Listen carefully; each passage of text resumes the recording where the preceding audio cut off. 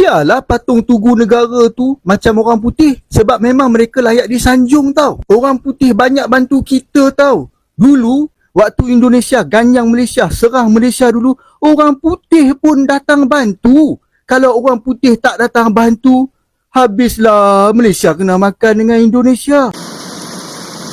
Dalam video kami sebelumnya, kalau ada anggota parlemen negara Malaides yang mengusulkan agar patung tugu negara diperbaiki. Karena secara artistik, patung tersebut lebih mirip dengan orang-orang Eropa ketimbang orang-orang Malaides. Namun ada warga Malaides yang memberikan pandangan berbeda, ia malah mengatakan, biarkan patung tugu negara tetap seperti itu, karena hal itu mengingatkan warga Malaides, bahwa negara yang pernah menjajah Malaides, punya jasa besar terhadap terbentuknya negara Malaides, termasuk ketika melawan Indonesia. Jika tidak dibantu oleh Inggris, mungkin negara Malaides tidak akan pernah ada. Kalau nak membina apa mau ubah suai bangunan-bangunan ada nilai sejarah, kenapa tidak dimasukkan tugu negara?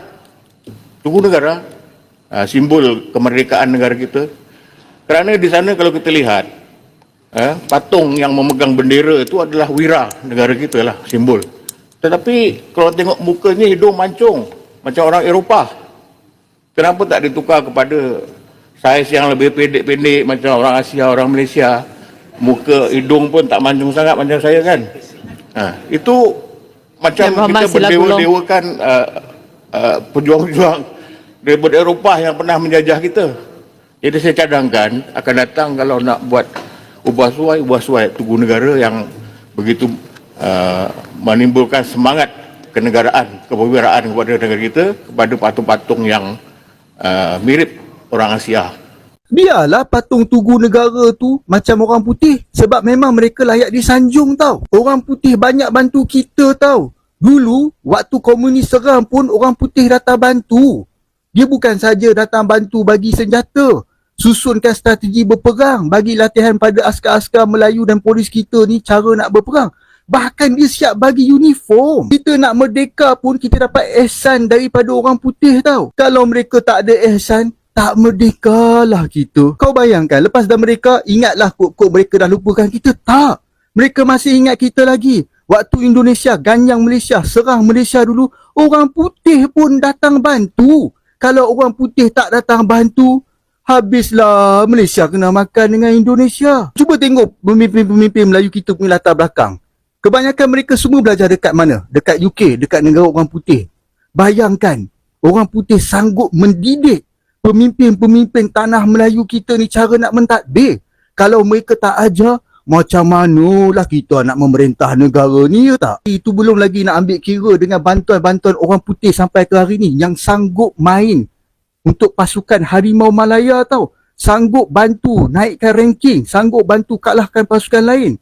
Kalau kita tak ada mereka, macam manalah nak naik ranking kan. Jadi tolong jangan persoalkanlah tugu negara. Sebaliknya saya nak minta kerajaan tolong pertimbangkan, perbanyakkan lagi patung-patung orang putih. Biar anak bangsa kita ingat bahawa orang-orang putih ni semua baik. Mereka bantu orang Melayu. Kalau tak ada orang putih, tak tahulah nasib orang Melayu lagu mana.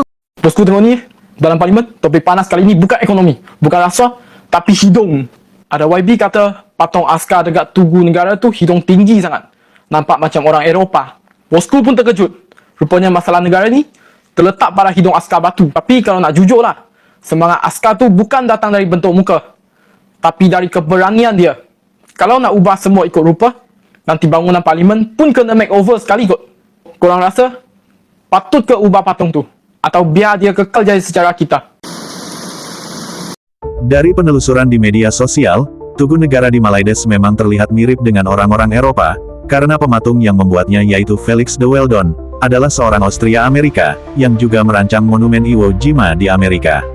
Dan secara historis, Malaides dulunya adalah koloni Inggris, dari sekitar tahun 1824, hingga terbentuknya negara Malaides pada tahun 1957.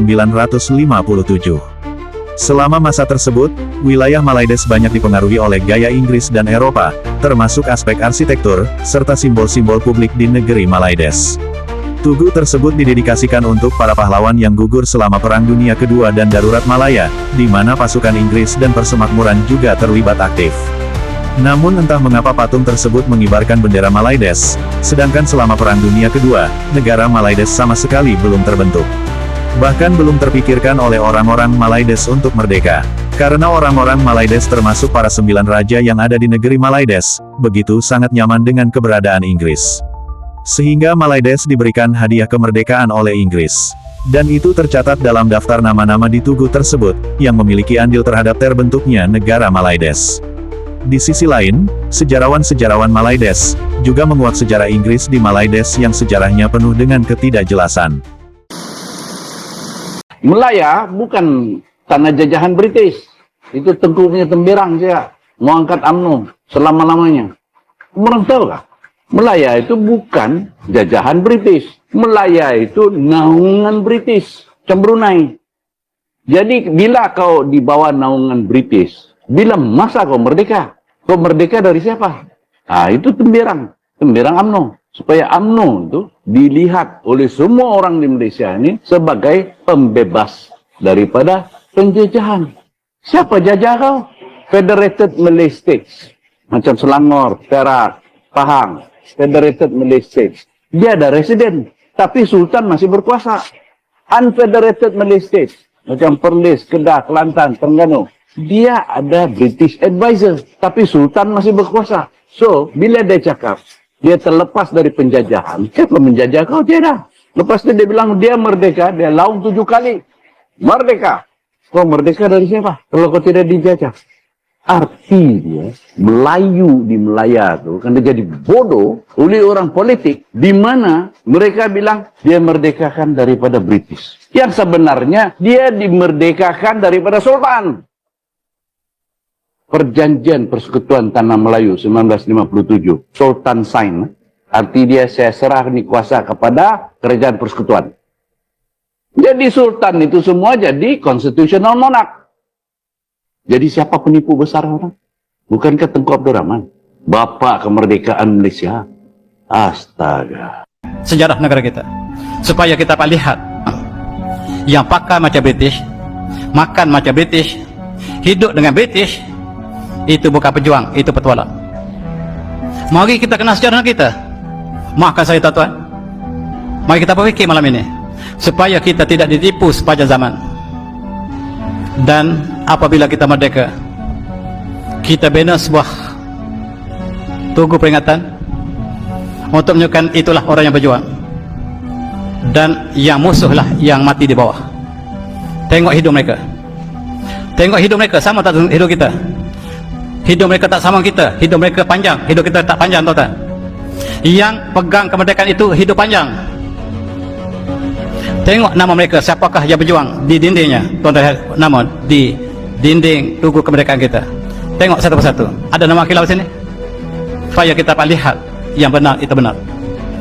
Dan sebagaimana sebut tadi, oleh kerana kita merdeka bukan kerana kita berjuang, kerana kita dianugerahkan sebab Menteri Jajahan British mengatakan kita akan serahkan kemerdekaan kepada proksi kita. Dan mereka bukan berjuang. Mereka diberikan hadiah kemerdekaan. Yang berjuang orang lain. Dan oleh kerana mereka tidak berjuang, syarat kemerdekaan pertama ialah